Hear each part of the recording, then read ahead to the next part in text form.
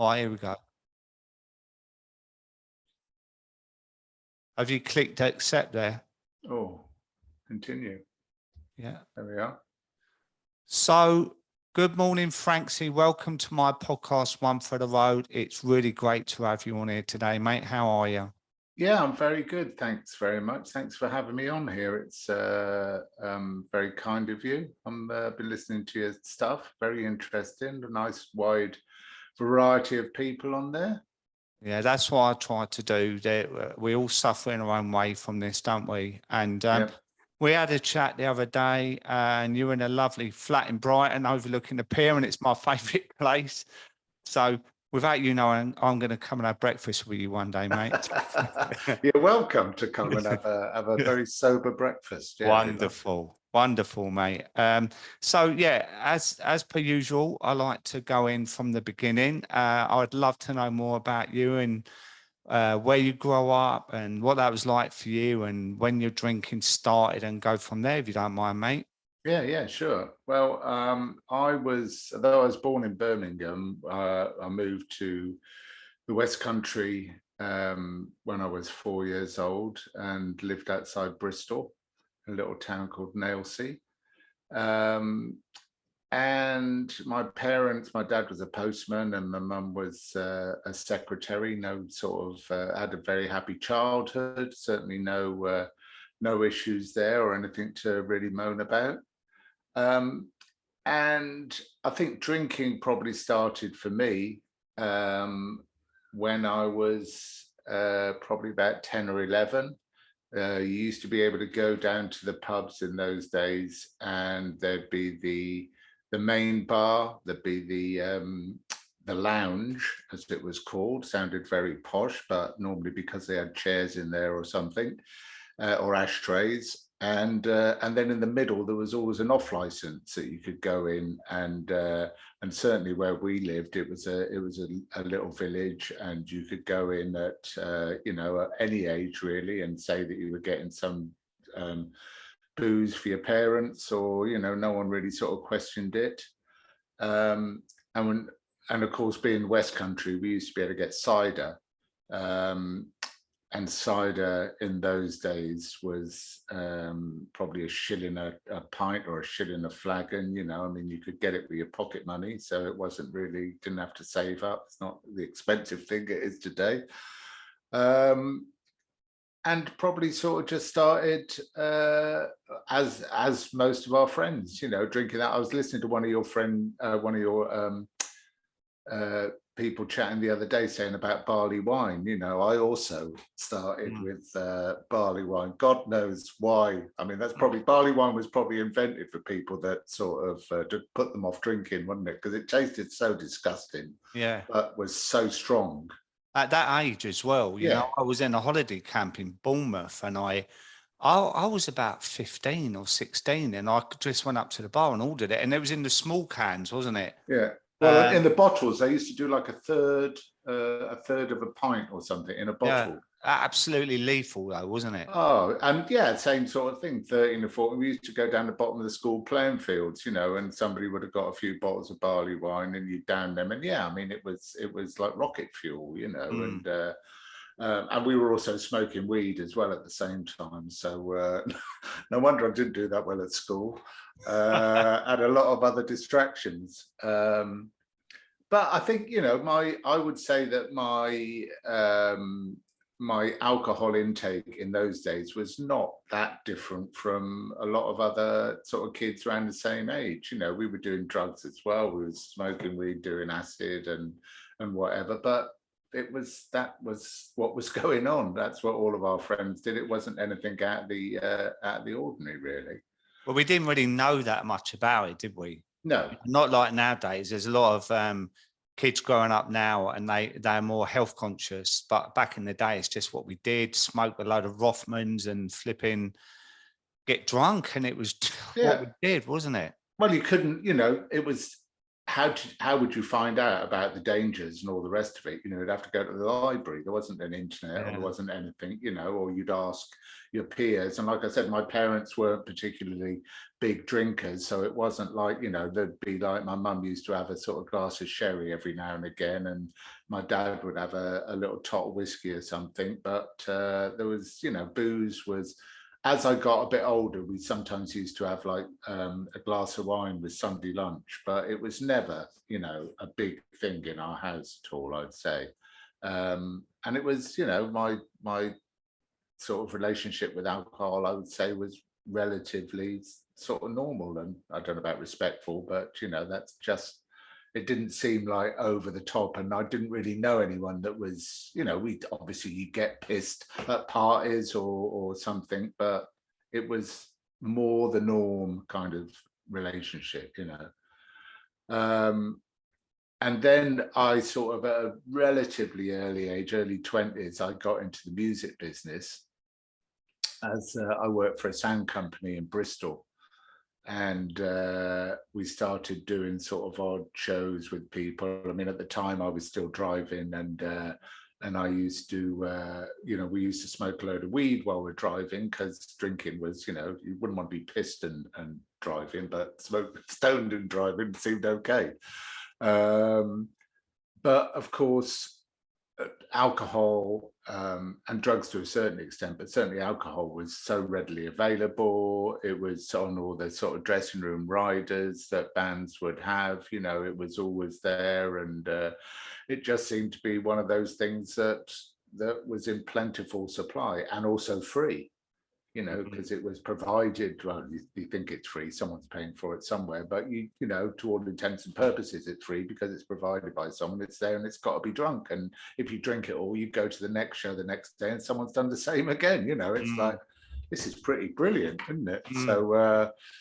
So yeah, so I would say that my relationship with alcohol was much more of a sort of slow burn, rather than sort of, again, you know, from listening to some of your other people chatting, you know, they started sort of full on at an early pace. You know, it was never like that with me. And in some ways, perhaps that's why I didn't notice how bad it was, because it was creeping up and it was accumulative. You know, it wasn't a sort of smack in the face or realizing that you're in this sort of terrible situation. It was not really realizing at all, you know, and as you become aware later in life, you know, when you start telling people how much you drink, you know, and that you think is something that's relatively normal, they're like, what the, are you kidding? You know, a normal day's intake. But so yeah, so it was early days, slowly. And I was, you know, and like I said, I was sort of driving a lot of the time. I was touring around. I was sort of responsible for looking after the sound on shows. But as I started moving through the gears in the music business and became like a production manager and a tour manager, so then my role would change, and it was more sort of traveling with the artists and being around them and staying in all the hotels and the dinners and all the rest of it. And like I say, booze was just something that was so sort of in your face the whole time, and literally, you know, as much as you want. And it was encouraged, you know, nobody would sort of look and say, oh, he looks like he's drinking a lot. You know, it's like, get some in, go and let's get pissed, let's get down the pub, you know, on your days off, you go and get pissed, you know, and on your gig days, you get pissed as well. And after the show, you'd all go and get pissed. And it was the culture, really. You know, it was part of being in the business, being with musicians. It was all very much an accepted thing, you know, and certainly something that I didn't really question. Yeah, that's what I get from all my other guests in the music game, that it's just rife. And it was the pre-drinks before the gigs. They would go on stage. James Vetkalodi from Death of Anna said that he was singing, belting his heart out, and the mic was 10 foot away. He was just standing looking at nothing in the corner because he was so drunk. Yeah, when he yeah. was on this gig in front of thousands of people, you know, but it was all a laugh. And it's like, when you look back, like tour manager for who you've represented is huge job and responsibility. Yet, well, you know, did you find you just somehow just did it? Well, it was, yeah. I mean, it became sort of second nature to me. You know, I mean, you're saying about people being drunk. I know a very famous artist who used to be so pissed on stage, he'd walk over to the side of the stage, he'd have a bucket, you know, for him to throw up in, and Jesus. then he'd walk back on and carry on with the rest of the song, you know. Hell. And it wasn't like people sort of, it wasn't let's have a word with him about his drinking, it's make sure the bucket's at the side of the stage, you know.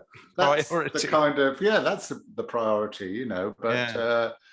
But yeah, I mean, I when I very sort of early on, I got a job working with Depeche Mode, you know, who at the time it was, they did their first tour, and it was all sort of, you know, thought it lasted a few weeks and thought that'd be it. But then a few months later, they got another tour, and then another tour, and then another tour, you know, and I ended up working with them full time and moved to London, and ended up being with them for nearly 18 years, you know, and they had this meteoric sort of rise.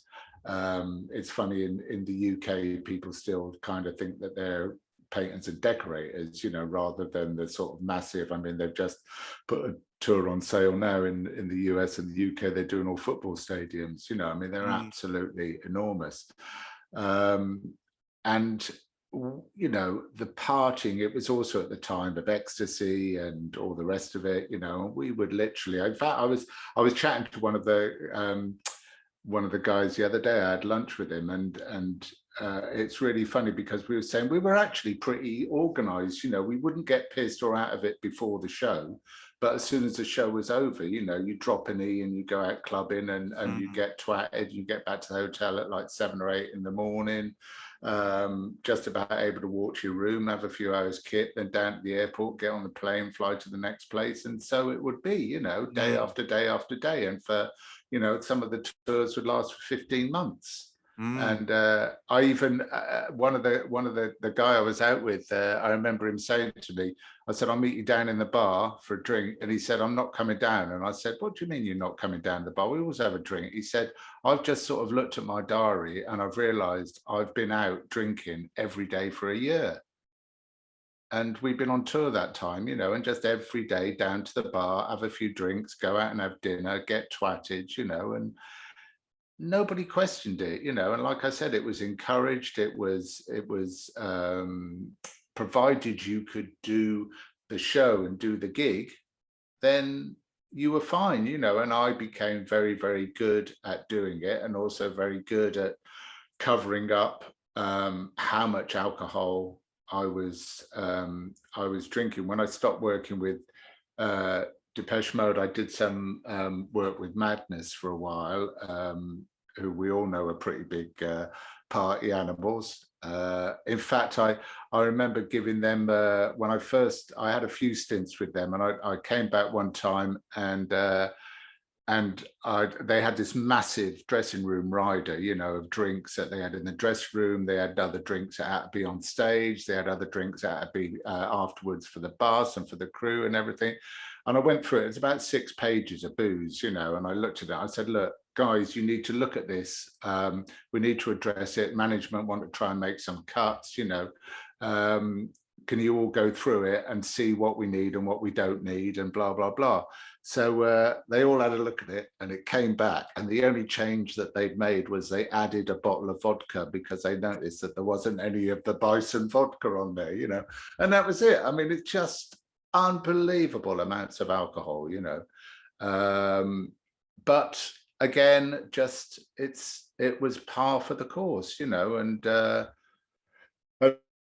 I was starting to drink not only sort of every day, you know, and going through that thing of let's have a day off today, and then you phone someone up and, oh, you know, we're going down the pub or whatever, and you go down and, oh no, I'm not drinking. I'll go and have one. All right then, you know. And yeah, it's hard, isn't it? Like it's difficult. yeah. Because you're in that cycle, aren't you? I've been there many a times where I feel absolutely rotten inside. Yeah. And I thought I've got to give myself a chance here, and then it'd be, oh mate, what are you talking? Come on, let's just have one down the boozer and whatever, and Yeah. you just immediately talk yourself out of it, you know. And but did you ever have conversations, or was it just like the accepted thing that you all just raging pissheads, and or did you Um, ever have a discussion amongst each other? No, I think people would sort of talk about. I mean, it was. I would say it was more like the badge of courage of drinking, you know, and talking about, oh God, you're really out of it. Like, and I mean, I can. Well, I remember that I had some blackouts. You know, Mm. I don't remember what happened in the blackouts and all the rest of it, but you would, you know, you go down in the morning and people would be like, oh fucking hell, you were a bit sort of naughty Mm. last night, weren't you? And you're like, what do you mean? You know, and not realizing. And again, you know, if ever there was a sort of tap on the shoulder or a thing to say, look, you know, you need you need to look at this. It's like, Yeah, but more, it was just like having a laugh about how out of it you were, and or not, just not paying attention to it and just carrying on and cracking on. And yeah, I mean, the pressure is, it's almost like you kind of like embarrassed not to have a drink, or you don't want to sort of stand out, or you feel like it's going to be weak not to have one, you know. And of course, as we know, if if you try not to have a drink or the rest of it, then that's just holding up a mirror to people who do have a problem, you know, that yeah, don't want to get there. So but of course, again, at that stage, you don't really realize, you know, it's all part and parcel of what's going on. And I, after I'd finished the sort of Depeche, and while I was still doing a bit of madness, I then started working with Robbie Williams, and he was just he'd just gone solo, and I got the job sort of working with him, and that was brilliant. You know, fantastic guy, real good sort of fun. He was, at that time, he was still drinking and having sort of problems. You know, I mean, it's very well sort of documented his issues with addiction and everything. And it, you know, it was a real sort of struggle for him. And in fact, his manager, well, he's got two managers, Tim Clark, David Enthoven is unfortunately no longer with us, but he was a very big person in AA and all the rest of it. He was a guy that was from the 60s, managing like Emerson, Lake and Palmer and Roxy Music and all those kind of things. Famously sort of came from very sort of well-to-do background, lost everything, and then sort of had a second thing with the Robbie stuff, you know, but had been in the program for a long, long time. And I even remember having a chat with him once and saying, you know, do you think I'm an alcoholic? Because I was obviously starting to question it then, you know, but not knowing what to do.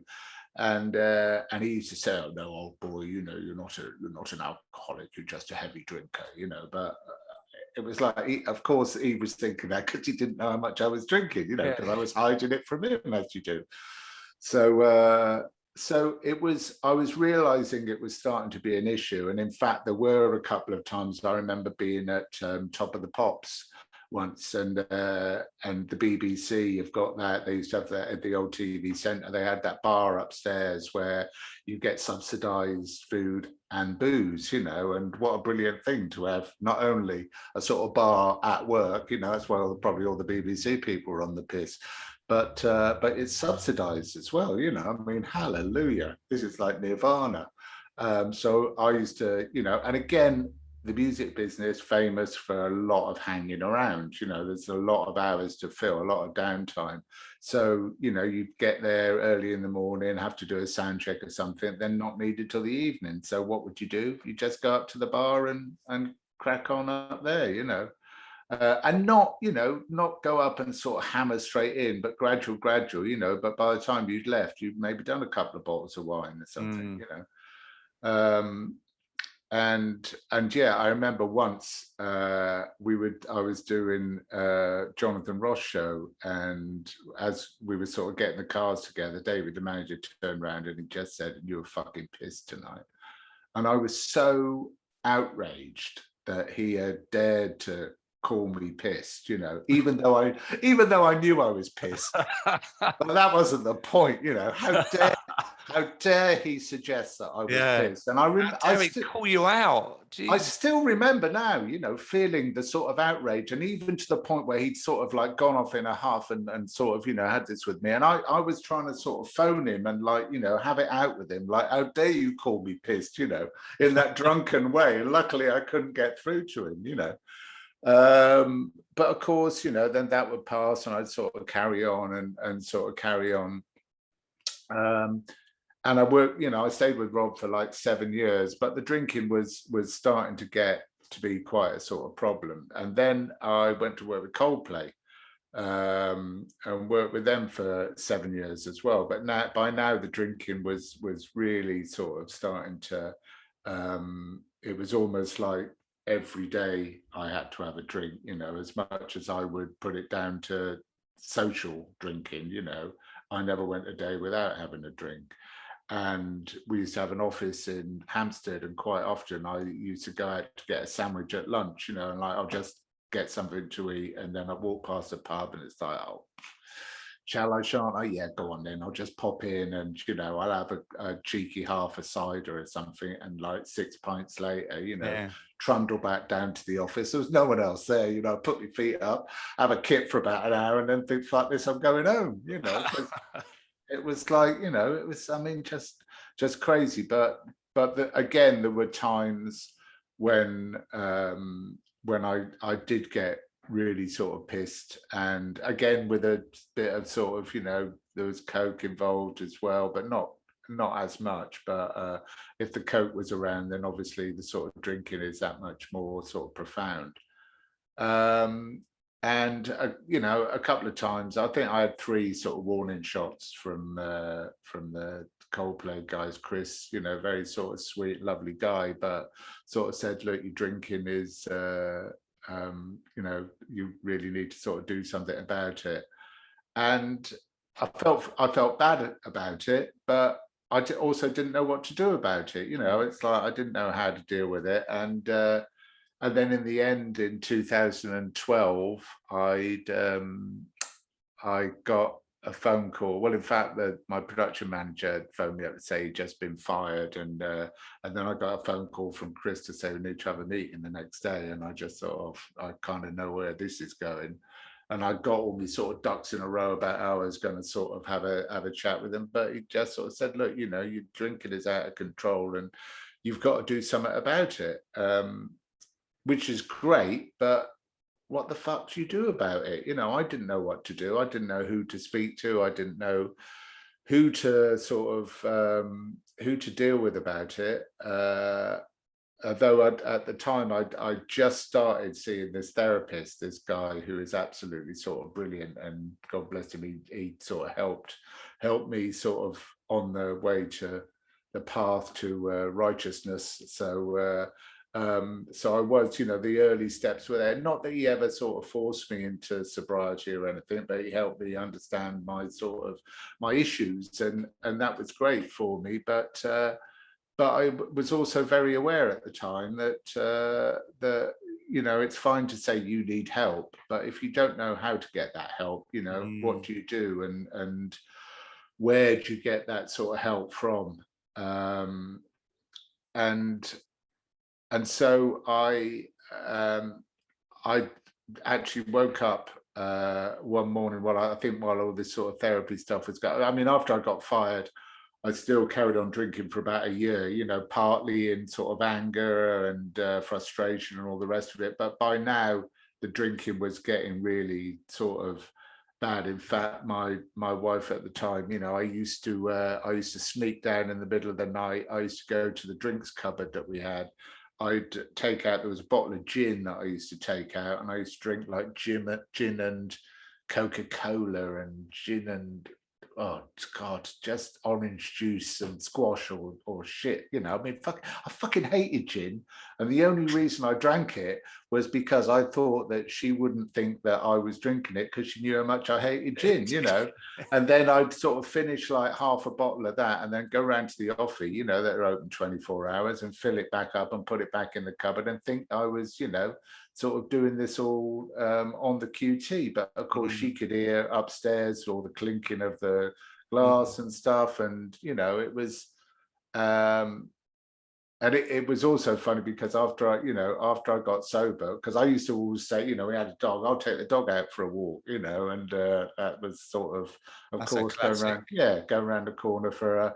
Yeah. And she couldn't realize afterwards where we used to sort of go out, and I'm like, you know, she'd say, oh, let's pop in here or something, and we'd pop in and they'd be like, all right, how you doing? You know, no, how's the dog? And she's like, I didn't know you knew about this pub. No, I ain't even got a dog. No, I did actually have a dog, so that wasn't, you know, it wasn't completely wrong. But no, it was, you know, all that sort of stuff. And it just became, it was, you know, I was very unhappy. I like I said, I was sort of drinking out of real habit now, and certainly not happy. I mean, you know, when I was on tour, because I'm a tour manager and I'm working with sort of big artists, I get to my hotel room and the hotel will give me 1 or 2 bottles of wine, you know, as a welcome gift. It's like, for an alcoholic, that's fucking, again, happy days, you know. So I could sit in my room drinking, and I'd wake up, you know, I mean, it was quite a stressful job, so I'd be awake all hours of the day and night, but of course there was wine there and you could just keep sort of going to it. So, and this is the problem with alcohol, you know, I think with drugs, although drugs now are relatively sort of plentiful everywhere, but certainly alcohol, you know, there's never a problem getting a drink if you want to. It's everywhere, isn't it? You know. Yeah. So I kind of just woke up one morning, the 22nd of October 2013, and just said, I've got to do something, and something's got to change, you know, and I cannot continue my life like this, because I'm in complete and utter despair. And I thought, well, the one thing that I could do that would have a massive dramatic effect is to stop drinking. So I decided that morning that I would stop drinking, and touch wood, I have not had a drink since. Wow. And that was, you just celebrated 9 years then? I've just celebrated 9 years this weekend. Yeah. Wow. No, and my family and people are like, you know, it's just, it is incredible. You know, I think it's incredible. And I thank every day of it, because the transformation and the change is incredible. You know, I mean, it's the great thing for me when I decided that I'm now going to stop drinking, the weight that lifted off my shoulders, I can't tell you how. I mean, you know, talk about sort of having divine intervention or whatever, you know, it was so dramatic, because suddenly I was like, fuck, I don't have to worry anymore. You know, I don't have to worry when I go to the pub, shall I have a drink or shan't I? Because I have decided I'm not having a drink. And I'm going to, because I'm a stubborn fucker, you know, most people would contest to that. So, or agree to that. But I, you know, for me, it was very simple. If I have a drink, and even now, you know, people say, surely after 9 years, you know, you could probably have a glass of wine and you'd be okay. And I probably could, and I probably would, but I am never, ever going to put myself in that position, because if I have one glass of wine, then who's to say I can't have another? Or, you know, I decide not to do something. So I'm, you know. So you basically, you're very similar to me, where once you decided, I did exactly the same on that day, right? On January the 7th, 2019, I got up and said, I ain't doing it anymore. Like, literally, I received this text message and that was it. And like you, I'm a stubborn fucker as well. But for me, it's like, like you, I can't put myself in that compromising. It's not worth the gamble of, I might be all right with one glass, because it's not worth the risk. So I just won't even negotiate that. And what you say about giving up is the headspace it gives you, like, not to think about it. Because let's face it, when we were drinking, it's as soon as you wake up, it's that negotiation you have in your head, isn't it? It's like, oh, do I drink today? Or I won't drink today. And then throughout the whole day, this conversation's going round and round and round and round. Well, maybe I can have one later. And then, well, I will have one, but I better get a couple of bottles just in case. And it's draining, isn't it? And all of a sudden you think, with that non-negotiable, today I Yeah. will not drink alcohol.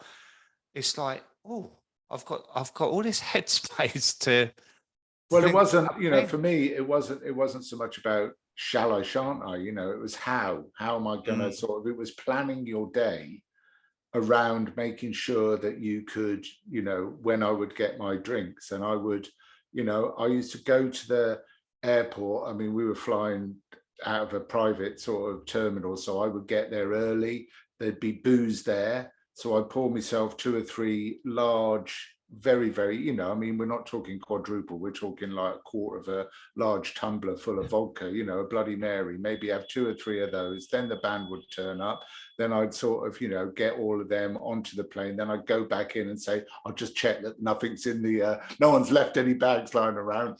Have another quick one, you know. Then they used to bring me a coffee mug with red wine in it that would, so it looked like I was drinking coffee, you know. Then I'd go to the gig. Then there'd be stuff in there while the band were on stage, you know. There's booze in the dressing room. I'd go and be sort of drinking that. Then we'd get into the cars straight off the stage, into vehicles, drive back to the airport. I'd have a bottle of wine that would be in the side, the door thing by the side with a glass. I drink that on the way to the plane. Then I get to the plane and I'd be drinking, you know, maybe a bottle of wine or 2 bottles. And then this guy used to pick me up at Luton Airport, and I used to sit in the front. He used to pick me up in a roller sometimes, and we used to sit in the front, you know, and he'd even have a glass sometimes, and I'd be having a glass and me bottle, and sort of, you know, I mean, God knows how many bottles of wine I got through in that day. But it wasn't, you know, I didn't think that's a lot or whatever. It was just the planning, and, you know, part of what I do is plan stuff. So it was all about ensuring that I had every aspect covered, you know, to make sure that I could get a drink. When you look at that, it makes you wonder how you ever did anything. Because I mean, my job wasn't like yours, but I found sort of techniques that I got away with things. You know what I mean? It's like a stringent planning routine, and that was part of your job, wasn't it, as Yeah, tour yeah, manager? Because Adrian Cox, I know, he's been on his podcast, yeah. is tour manager for Bad Manners, and they're like right party animals and that. And he's sober for years now, but you almost like fit your own scheduling of, right, I can drink, as you just said, drink then Yeah. I better pause and that. And it, like, looking back now, do you ever wonder how you did it?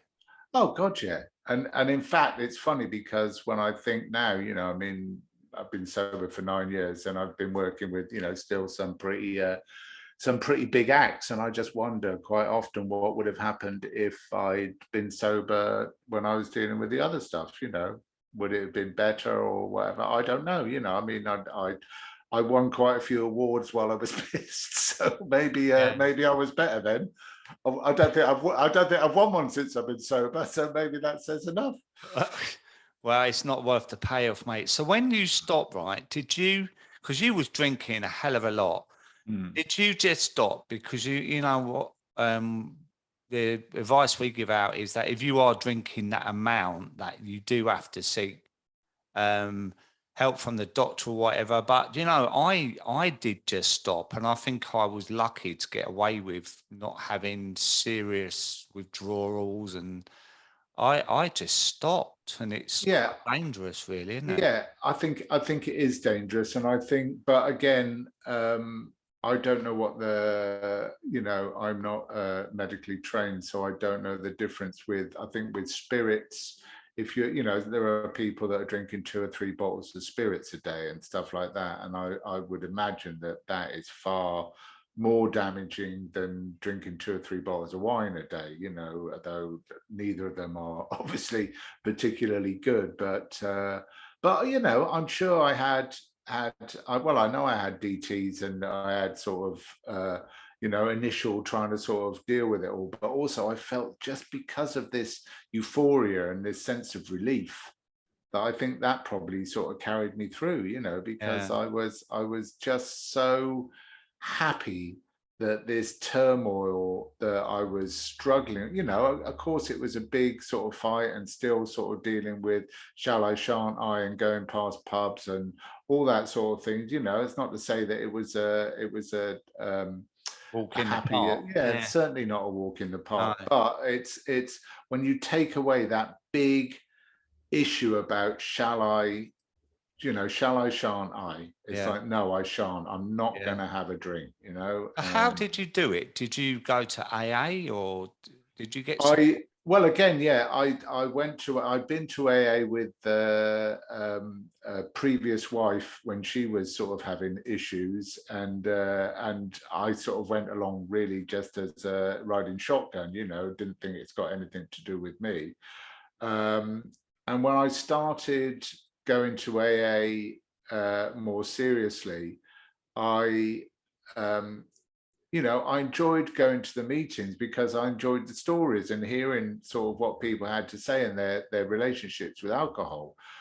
Enjoyed is probably the wrong, but it's it's an informative. I always people always think AA is like a terrible thing and a terrible place to go. It's not. I mean, I say to people, when I meet them in the street, where are you going? I'm off to a meeting. They're like, oh, you poor thing. And I'm like, fuck that, I'm going for a laugh. I want to get cheered up, because it can be so uplifting. But the thing was that initially when I went, it didn't sort of, it didn't register with me because all the tales of woe that I was hearing, I was thinking, God, those people, people injecting cider into between their toes and stuff like that. I was thinking, that's an alcoholic. I'm not an alcoholic, I'm just drinking what I'm drinking. I'm just a heavy drinker, as I've been told by someone in AA. So I'm not an alcoholic. And I went to quite a few meetings, and there's that one in High Street I used to absolutely sort of love, was brilliant one in central London. But when I suddenly realized that it's actually not about other people's drinking, and it's great to listen to their stories, but what is at stake here is me and my relationship with alcohol. I'm the one, and when you're an alcoholic, you can lie through your teeth and you can sort of hoodwink anybody into sort of thinking that you're not drinking or you're not doing anything. But when you started lying to yourself and you started kidding yourself about it and not being truthful to yourself, what's the point? Where does it go from there? And once I'd realized, again, through my sobriety, once I'd realized that it's not about other people at all, it's about me, and it's how I deal with it, which is, like I say, why now I find when people say to me, you're all right going in a pub, or is it all right to have a drink? So I'm like, look, I don't give a fuck what you drink. It's not I mean, obviously, I don't want you to die through alcoholism or anything like that, but it's not about me. That's you and your issues with drink. My issue with drink is that I had a problem with it and I'm not going to do it again, and that's it. You can drink all you like, and if you get leery or if it gets boisterous, I'll fuck off, because I can do that as well. I don't have to be around it if I choose not to, but now I have such a different relationship to it. I'm aware of its danger. So I do not want to be a part of it. I appreciate that I appreciate some people can go and have a glass of wine and sit there all evening and there's 3/4 of it left when they go home and that's it. For me, I could never walk away from a table and leave something on there. Yeah, do you know what? I saw that. I was in Soho House one night, right? And there's a group of lads. And when they left, there were 2 half pints of lager on the table. And I was sober. But I thought, what are you doing? Like, I would have beer burgled them as well. I'd Yeah, gone to the toilet and picked them up and downed them. Like, yeah. I could never understand people that could leave like half a glass of wine and that. It's like, no, get that in there before a walk. It's a weird mindset, isn't it? Well, I think part of it, initially you think, oh well, I paid for it, I should, you've got to finish it or whatever. But the difference is that somebody who's not an alcoholic has paid for it as well, and they'd be happy to walk away from it, But an alcoholic you can't leave it, you've got to sort of finish it off, and it's all those little things that to yourself don't seem like a problem until you stop, and it's like stepping on the rake, isn't it? And it suddenly fucking hits you, like, Jesus, what was I doing? Why was I Yeah. doing all that stuff? And as the mist and the fog starts to clear, and you sort of realize all these crazy things that you used to do that you thought were normal, you know.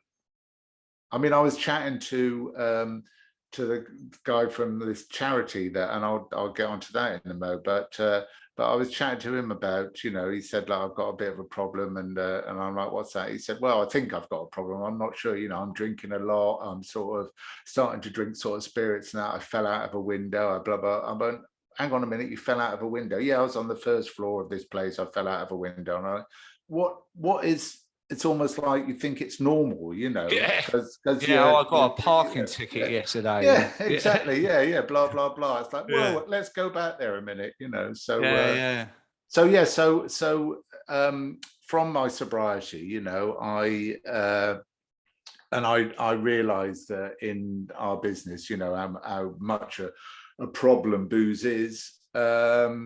That I was at a rehearsal place one day, and I'd met up with this guy that I knew worked for a record company, and he's like, "What are you doing?" And I said, "Well, I'm thinking of trying to get a charity together to do something to help people in our business, you know, because of course drink and drugs are prevalent everywhere, you know, and it doesn't sort of choose who it affects, but in our business we have a certain sort of relationship with it, and we have a certain sort of, you know, a different kind of thing, and I think that that's a sort of specialist thing, and it'd be good to have like a specialist sort of charity." And he said, "Well, I'm thinking of the same thing." And I said, "Well, that's funny, but you're on the, you know, surely in the record companies, as people don't have sort of problems with booze and stuff." He's like, "Are you fucking kidding?" And started telling me the stories, you know, and you're like, wow, that is, you know, unbelievable. So we got together with a couple of other people, and 2016 we launched this charity called Music Support. And it's for people in the UK music industry. It's for anybody in the business. So it's not only for musicians, you know, it's for truck drivers, it's for caterers, it's for a bloke who sort of works in the car park at a gig, or anyone that's associated with music, you know. And we launched a 24-hour helpline, and it's been going for 6 years now. And it's quite amazing. We've got 4 full-time members of staff. We run things backstage at festivals. We do this mental health first aid training courses that we've put like 400 or 500 people through that, so that you have someone a bit like a St. John's ambulance person or something, you know, but in your, you know, companies, agencies, record companies have also taken up on it, because of course, like anything else, mental health, you know, can lead to addiction and all the rest of it. So mental health first aid training is a way of sort of recognizing issues that are there, that perhaps are leading people into sort of abuse or whatever. And yeah, and it's quite amazing that we've got to, in fact, that gig that was on the other day for, unfortunately, Taylor Hawkins from the Foo Fighters, who passed away. Our charity was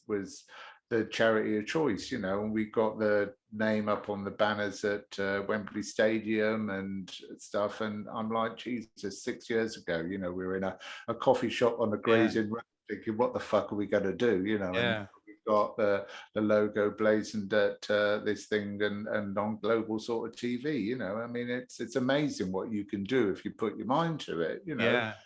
And I also know that we've, you know, not only helped, I mean, certainly hundreds, and I would say thousands of people, but we've saved people's lives as well, you know, which is absolutely amazing. You know, it's we have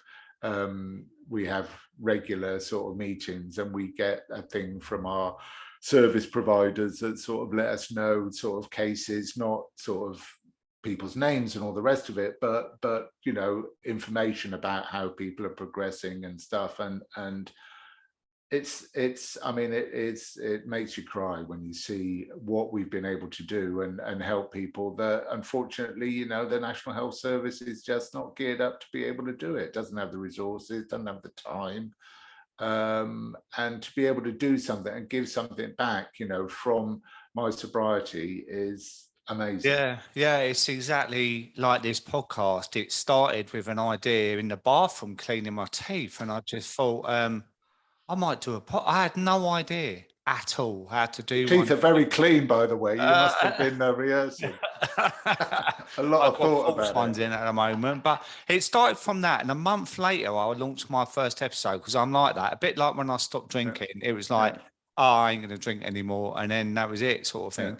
yeah. And with the podcast, this is now season 8. And Wow. as I said to you before, I've had a few musicians on, like Shara Delican is a bass guitar to the Gorillas. He says, you Yeah. know, when he comes off stage and you've got that huge adrenaline rush of playing in front of thousands and you're sitting in your hotel room on your own and Mm.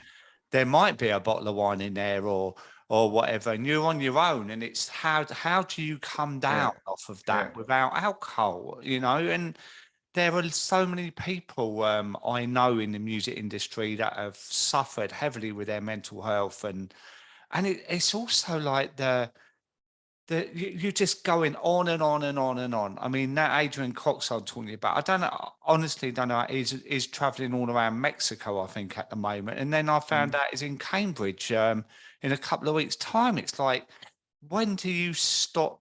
Well, What do you do? I mean, I've just done, I work with Roger Waters now. And, Yeah, well, we need to talk about that, mate, because he's a legend for me. He's well, I mean, I've just come back last weekend from 5 months in the States, you Mm, know, and I think I had 2 days off in 5 months. that's mad. And the last few days I was working 20 and 22-hour days, you know, and literally I'd be up at sort of 5, 6 o'clock in the morning. I'd get to bed at 4 o'clock the next morning.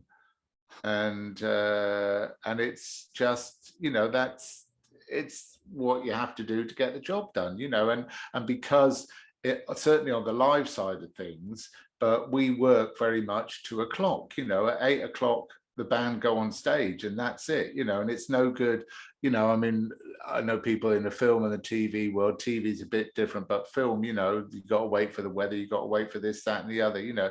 It's no good when you've got 20,000 people sat in a gig to say, oh, the band's going to be 2 or 3 hours late, you know, because Mm. they're having a drink or whatever. I mean, obviously, if you're Madonna, you do what the fuck you like because you don't seem to give a shit. But for most of bands, but you know, mate of mine used to be, his job was getting Keith Richards on stage. You Mm. know, and you imagine what a job that was in the 70s, because they did used to go on 3, 4, 5 hours late because no Yeah. one, you know, because there wasn't any timing. But nowadays, you have to be on time. You have to do stuff. The pressure on you to deliver all this stuff is incredible, you know. But as you were saying, you know, I just had lunch with a friend of mine in LA, and I remember him telling me that, you know, we did a show in Milton Keynes with Robbie, and there were like 70,000 people there. And then 45 minutes later, he's in his flat in Archway, in a sort of 1 bedroom flat, just sort of sat there wandering around thinking, what the fuck do I do now? You know, Yeah. how do you go from that unbelievable high, you know? Yeah. And it's a weird thing when you're, you know, when obviously I've sort of, oh, there's someone at the door. Can I go and grab that? Yeah, we'll Sorry. pause it. Pause me a sec, sorry.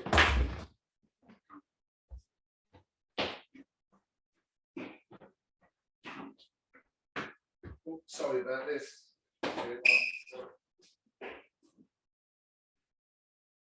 This is great.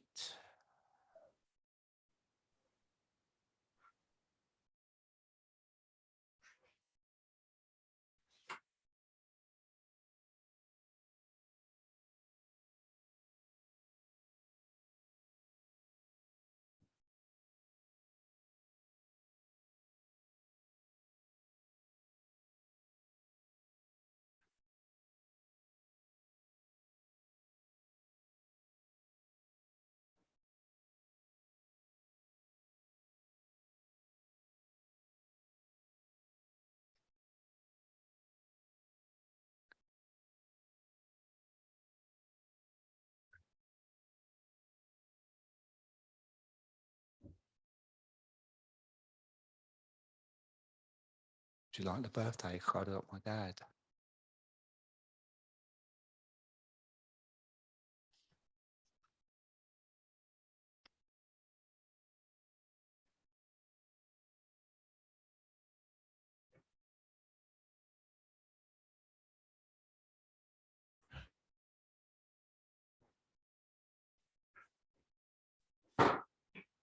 Sorry. That's all right, mate. We'll just start again. Sorry about that. It's me by myself, and it's me. It was me stuff from Amazon. I've got to It was your majestic wine delivery. How did you know? That's why I shoot off. Right, let's start again from when you said, how do you go from that incredible high? Right, if you say that. Yeah, I mean, people wonder how you go from, the incredible high of being, the adulation. Like I was saying, a friend of mine was on stage with Robbie at Milton Keynes, with like 78,000 people, and 45 minutes later he's back in his flat in Archway, wandering around, like wondering what happened, how do I sort of get down from this? How do I wind down from it? Because it's and it's weird when you're because obviously sort of working on stage, I spend a lot of time on stage, and it's a weird thing because when you go to a gig, certainly, and I've done gigs with Robbie. We had at Nebworth, I think, 135,000 people. When you're in the gig, you're all looking at the stage. But when you're on stage and you're seeing all those people looking at you, it's an unbelievably powerful thing. Whatever, every movement you've got, all those sort of eyes are moving around and sort of, and the adulation, and it's almost like hero worship, and that's a big buzz and adrenaline thing, and for all of the crew that are working in, you're all involved in that thing, you're all producing this amazing thing, and people go and they have a fantastic time, and it's all sort of brilliant and massive. And then with the Roger stuff, it takes us 30 hours to set these shows up because there's like 26 trucks worth of rubbish, and then 4 hours to pack it away, and then you're on to the next place, and it's all that rush adrenaline, and then you get onto your luxurious bus, and what am I going to do now? Can't just put your head down and go to sleep. It's not, you haven't had that, when you've been to work, you come home and maybe you have a couple of hours, then you have your tea and watch a bit of TV or something like that. And it's a gradual sort of wind down. But, you imagine sort of having a really, really unbelievable day at work and a terrible sort of get home, and then bang, got to go to bed because you're up again in 3 hours time. I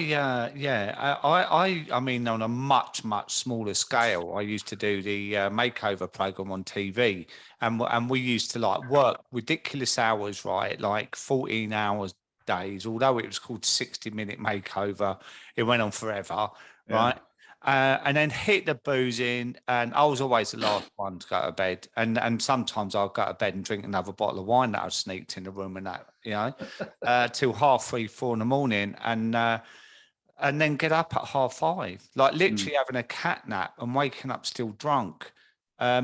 But when that show finished, it was like the come down of that was like it lasted a week of the come down. So to kind of experience that without that sort of the drink, to sort of almost, I can't imagine what it is like for you to go from all that to then stopping drinking to then, I mean, we all talk about I call it the opening hours, right, for people that I work with, and I say, what time's the bar normally open? They go about 5. And then when it gets to about 8, you're okay. Yeah, when I've had my dinner, I've normally got over it then. That's 3 hours, right? But for you, it's a whole new level, wasn't it? Yeah, it was. But also there is so much going on that, your life, your day is filled up with. It's not like you just, I'll sit around and wonder what I'm going to do for a few hours. I mean, there's literally work. You could 24 hours in the day, there's no way you could easily do 48 hours in a day, and still have sort of stuff left over, because it's a very, very sort of intense way of, and also you've got wild cards being thrown at you all the time, but you never kind of know when. That's what I always say, it's I'm pretty much on call 24 hours a day, because when that phone rings, you've no idea what's going to be at the end of it, or what drama, or and things that get sort of thrown in the way that, again, you have to get over because you're working to this schedule of producing a show. And you know, I mean, people have, I'm sure, have all been to things where shows have been cancelled and whatever, but it's a big disappointment. And you know, and then you know, to trying to reschedule it, which you can't always sort of do. Well, Adele cancelled hers not so long ago, didn't she? And people have blown out. And yeah, but that wasn't so much because of drink or anything like that. That's just because she didn't like it. Okay. Well, we have inside information there. We have inside information, yeah, but we won't go into that for legal reasons. No, all right, mate. Well, look, how can people access music support? Because there's a lot of musicians and people in the industry that will be listening to this. So how can they find it? Well, you can go onto the website, which is musicsupport.org, and find out there. We've got a helpline 0800 030 6789 that you can call if you've got issues or you're in crisis. But I'd say go online and have a look at the website, because there's a lot of information on there about getting help. There's a lot of information if you want to help. You know, we run lots of different events that people can sort of get involved in and find out more about. Or you know, if people just want advice, or even, you know, the helpline is there if people are struggling or they just want to have a chat. I mean, that was something that I found initially, because of course when we launched, you know, we were all on the helpline, we were all sort of taking it in turns, and I would say that 70 or 80% of it is just having someone that you can talk to that understands, that gets it, you know, and that isn't,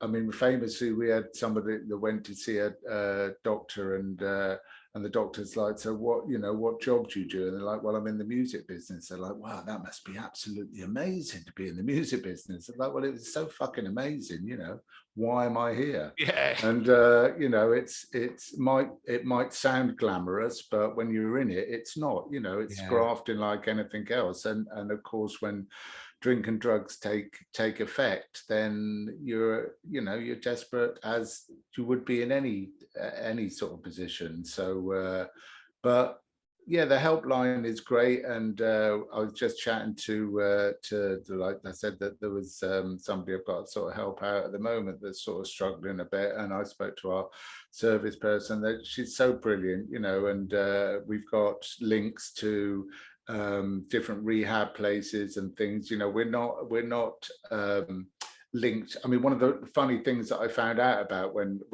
we started dealing with the charity is that there's almost like sort of charity wars and charity sort of jealousies, and people sort of fighting for, there's, you know, a certain amount of money that's out there that people have access to, and everyone's sort of, you know, lots of dirty tricks and goodness knows what, you know, and I'm like, what the fuck, you know, we're supposed to be helping here, you know, but there's people getting backhanders for, you come to my rehab place and this, that and the other. I mean, it's frightening, you know, but I'd like to think that we are very much above board, and that if we can't help, or, you know, if somebody phones up and needs help or something and we can't deal with it, then we get a clinical assessment for them, and then maybe they need to go into rehab. Then if they can't deal with the funding, then we try and get funding from different people, and you know, and then all kinds of follow-up stuff as well. It's quite amazing, you know, that where it's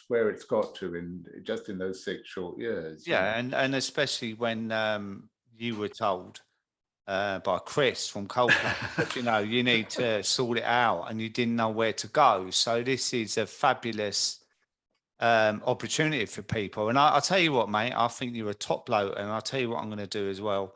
I'm going to put the link on my bio on my Instagram, that I've got a list of resources, so I'll add that too. Okay, so great. It's easy. That's brilliant. Easy for people to find straight away as well.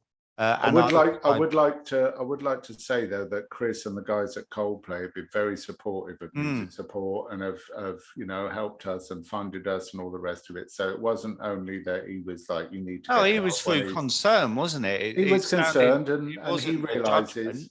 No, and he realizes, and they've been very supportive and helpful, as have a lot of other sort of artists as well. So it's it's not just something like we don't want to deal with it, so I No, just not put at that in all. there for him. And But I didn't hear it that way. I heard it as he was being concerned, and and also it's like when people don't quite understand alcoholism or whatever, it's different for them to look at it. It's like somebody comes to me and says, "Oh, I've got a problem. I bet my wages on a horse," and I wouldn't get yeah. it because I'm not a gambler. Do you know what I mean? So, Well, I was just reading that book by that cricketer. I can't remember his name, unfortunately, who was same thing. Who was a gambler, and he had something like 150 different accounts going at the same time. And I'm like, how the I know.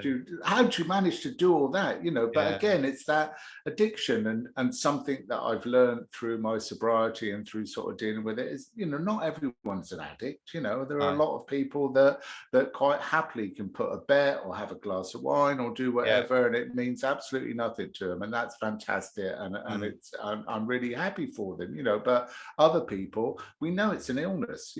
So other people have got that illness and they can't sort of stop, and they don't always recognize that they've got that illness as well.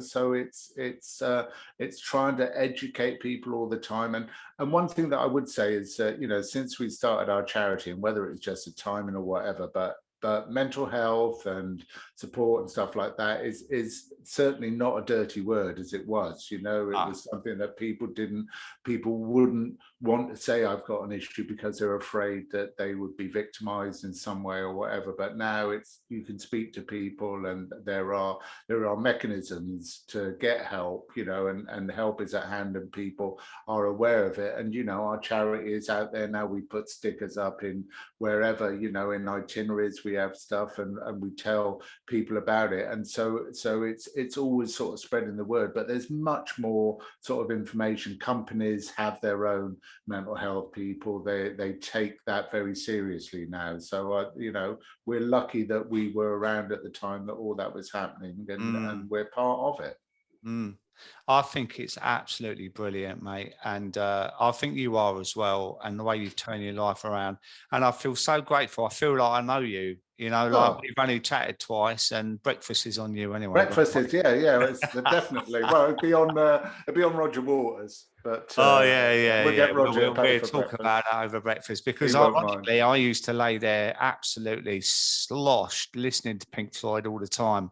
Division Bell album, there was a track on there that I used to play over and over again, thinking that I was in a Pink Floyd video, but then I'd wake up 2 hours later staring at a dark room. Do you know what I mean? And it's like, well, it's funny because the when I was 12 years old, the very first concert that I went to in Bristol at the Colston Hall, it's in those days where they used to have like 6 or 7 bands on the bill, and top of the bill was Jimi Hendrix, but the opening band was Pink Floyd. Wow. And so the fact that I am now Roger's tour manager, and bless him, he even sort of he had me in his dressing room. I got summoned to his dressing room the other day, and I thought, oh fucking hell, what's going to go on here? It's like, oh, this could be serious. And he was just like so sweet and so lovely, and sort of said that what a brilliant job I'd done and everything. And I just thought, this is from a legend like this to give you that kind of, and he even said, can I have a little hug, and I was like, Jesus, lovely, from having gone from as a little kid to see them on stage, and now sort of not only meet him, but to be appreciated by him, is like, yeah, it doesn't get any better than that. That is fantastic, mate. Okay. Full circle. Thank you so much for joining me. I've really enjoyed today. It's a pleasure meeting you, mate. Well, it's been the pleasure's been mine, and I'm so grateful that you've had me on, and long may your podcast continue. The more things like this that there are out there to show people that there's there is help and salvation. There's another way of dealing with things, and our tagline with music support is "You're not alone." And things like this show people that, and that's always the thing that when you are struggling, you do think you're on your own. know, but when you come and find something like this and you have a listen and you see that there's a lot of other sort of numpties around that were probably exactly like you, and are now sort of like, you know, making a go of it themselves, that there's, if we can do it, there's got to be hope for the rest of the world, hasn't there? Absolutely, mate. All right, mate. Lovely seeing you. Have a great rest of the day, and I'll see you for brekkie soon. For breakfast, yeah. I'll get the eggs on now. All right, thank you. All right. See you later. Bye, mate.